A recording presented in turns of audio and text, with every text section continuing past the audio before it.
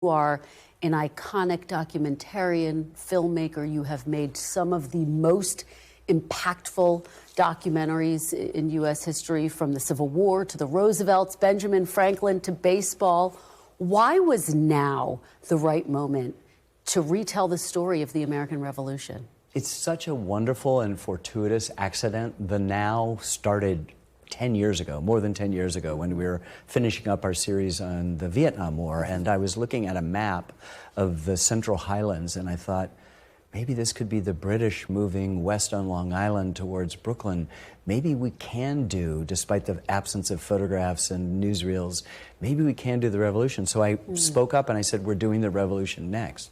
No idea that it would come falling close to 250, come at a place where Americans are so anxious about the future. Will there be another 250 or another 10 years, you know? And I think that that kind of existential, fraught moment gives us an opportunity to allow the story of the American Revolution, the complicated story of the American Revolution, to help us understand. History is our best teacher, and it can be a helpful guide for everybody, no matter your disposition, political orientation, age, whatever it is. History can be an incredibly important way to digest the present and then figure out what your response is and to imagine a future together. One of the aspects of the American Revolution that you capture so powerfully, that you're referencing in this documentary, is the fact that a lot of people think of the American Revolution in glossy terms. Yes. The founding fathers in Philadelphia crafting the Declaration of Independence, the Constitution. But this documentary makes the point that this was a bloody, years-long battle that claimed so many lives and that frankly impacted every single person on this territory. It's so pervasive, and I think we have sanitized the war, and I think it's out of an understandable fear that if somehow we reveal how dark and bloody it is, that it will somehow diminish those big ideas in Philadelphia in '76 and then 11 years later in '87 when they do the Constitution. It doesn't. Those ideas are made even more impressive because of the improbability of the struggle, the odds against success, the time it took to do it, all of the problems, the winters at Valley Forge and Morristown in which people are dying of disease. This coincides with a continent-wide pandemic or pandemics, and one of the big arguments of the time is whether you inoculate the troops. There's a failed invasion of Canada, our desire to make it the 14th state. I mean, the rhymes to this moment are so particularly helpful because I think we can, as we Chicken Little say the sky is falling, you know, everything is bad, we're so divided. We're really divided. But we're way more divided then, way more divided during the Civil War, way more divided during the Vietnam period. And so I see that division as sort of a mile wide but an inch thick, and it takes good story to remind people of the thing that we share in common. And in watching this documentary, I kept thinking to myself that one of the takeaways, one of the points that you make is the power of this country's democracy and its fragility at the same time. It's really true, and I've found that in film after film after film. You know, we made a film a few years ago called The U.S. and the Holocaust, and you realize that if you wanted to be in the most cosmopolitan place on earth where everything in architecture and cinema and painting and music and thinking was going on, Berlin in 1932 would be the best place. And the next January, not so much. And so you see how quickly the veneer of civilization can be pierced, and that and the founders understood it. They were really trying to reverse engineer all sorts of things. You know, they put as Article 1, not the executive, that's Article 2. The executive's the manager who carries out the wishes of the Congress. So I think if the founders came here, they would not be surprised at all that somebody was seeking more authoritarian power. They would be abjectly disappointed that Article 1, the legislative branch, had abdicated so much of the power, because that's what they thought would be the bulwark against the inevitable thing. Remember, on July 4, 1776, most people had been through time's subjects, and we were creating a new thing called citizen, and it had a lot of responsibilities entailed with it. Jefferson said in that document, all experience has shown that mankind are more disposed to suffer while evils are sufferable. I mean, all of human history we've put up with the authoritarian rule.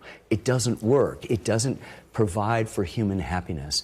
And here's our idea of how to put this forward. And because it's the Enlightenment, because things had not changed for people for a thousand years, you worked the same plot of land for somebody else in England or Wales or Scotland or Ireland, and then all of a sudden you have this possibility, this sort of possibility of freedom. In Common Sense, Thomas Paine says, not since the time of Noah do we have a chance to remake the world. So there is a biblical sense of our destiny of creating a place where human beings can reset and say, we hold these truths to be self-evident. They're not self-evident. They've never been tried, but this is what we're going to try. What do you think the founding fathers, the people who lived and fought during the American Revolution, would think if they could see this country today, this country, this democracy that they fought and gave their lives for? They'd be totally impressed in lots of ways. They'd be stunned, maybe, and shocked at how much rights have been extended to people, and glad about it. I mean, George Washington knew slavery was wrong. Thomas Jefferson knew slavery was wrong, and the scholar Annette Gordon-Reed said, how could you continue with something if you knew it was wrong? And she said, instead of throwing Jefferson out, she's an African-American scholar, she says, well, that's the human question for the rest of us. Like, do we act on flaws of our own? Yes, we do. And so it's a generous idea, and I think they'd be incredibly impressed at what we've been able to achieve and see the levels of division that would seem familiar to them and be disappointed in us that we hadn't figured out what the larger thing was. There are people, we're not in a happy state right now. So we have a lot of people who are keeping us alive to our grievances. It is in the interests of authoritarians to keep people uneducated, distracted by conspiracy and superstition. And our founding, that pursuit of happiness, was not pursuit of material goods in a marketplace of things, but lifelong learning in a marketplace of ideas. If you did that, you were constantly, in a Socratic sense, asking yourself, how do I get better? How do I have virtue? And that a virtuous populace, an educated, virtuous populace, saves itself all the time. Part of that complicated tapestry is the violence on which this country was founded. You capture that in the American Revolution. You capture that during the Civil War. We have seen political violence increase in recent years. What do you think the role of violence has been in not just creating this country, but in where we are right now?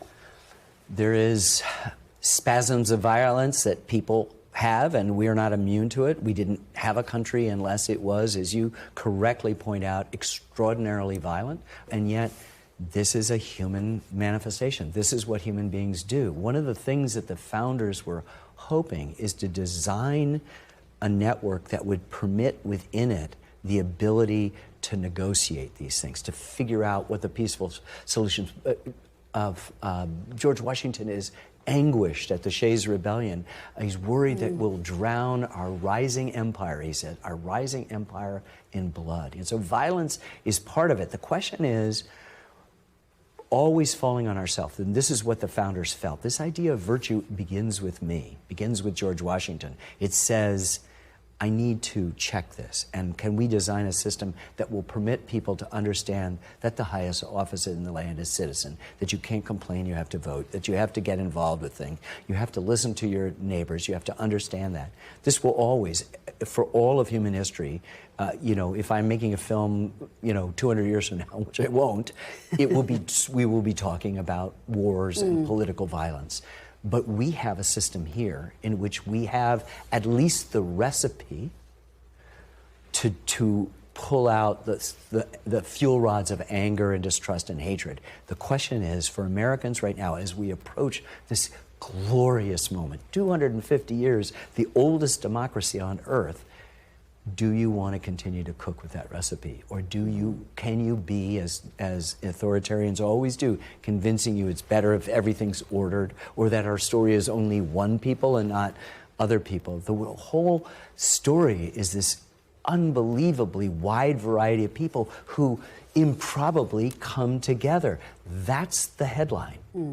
You still seem so hopeful, despite the fact that this continues to be the great experiment, democracy. What gives you that hope, Ken? Because I think that recipe is there. It's sitting in front of us, and we have been distracted by the shiny objects of superstition and conspiracy and us versus them. I said something a couple of years ago, just out on the road talking about one film, and I said, you know, I've had the great privilege of making films about the U.S., but I also make films about us. That is to say, all of the intimacy of us and we and our. And, you know, obviously things get frayed at times, but we have built in our system the mechanisms for repair and the restoration that I think are central to the response to this moment. Yes, we can be Chicken Littles and lie in a fetal position. It's all over. This is the worst existential thing. That's the arrogance of this thing. Way more divided during the Revolution, way more divided during Civil War, way more divided in the Vietnam era. So we have a chance to sort of reconcile this. And why not take the path of reconciliation rather than the drama, the needless drama of further disunion and dissipation and violence, perhaps. And we don't need to choose it. Well, you have been making documentaries for more than 50 years, Ken. You've dedicated your life to this craft. When the documentary of Ken Burns is made, how do you hope people will remember your impact here on this earth? One of the good things about Homer or Shakespeare is that we don't know that much about them. It's the story that matters. And I have in my home in New Hampshire a faded New Yorker cartoon that shows three men standing in hell, the flames licking up around them, and one guy says to the other two, apparently my over 200 screen credits didn't mean a damn thing. And so there is, and my little town also reinforces the stuff. And I think learning a lot about George Washington for all the flaws and all the mistakes on the battlefield, but all the great presence that helped deliver this country, that humility is the best thing. I don't know what it will be. I'm happy that my daughters are doing this with me. I'm happy that people respond to them. I love to talk about the United States as a kind of being and entity, and I don't know anybody who loves their country more, and I'm interested in figuring out ways through stories, not through lectures or lessons or tests or scolding, to share the glories of the story of us. And the reward is only that we will find ways to restore and rehabilitate whatever divisions are at the moment, and there'll always be divisions. Ken Burns, thank you so much. Thank you. We thank you for watching, and remember, stay updated on breaking news and top stories on the NBC News app or watch live on our YouTube channel.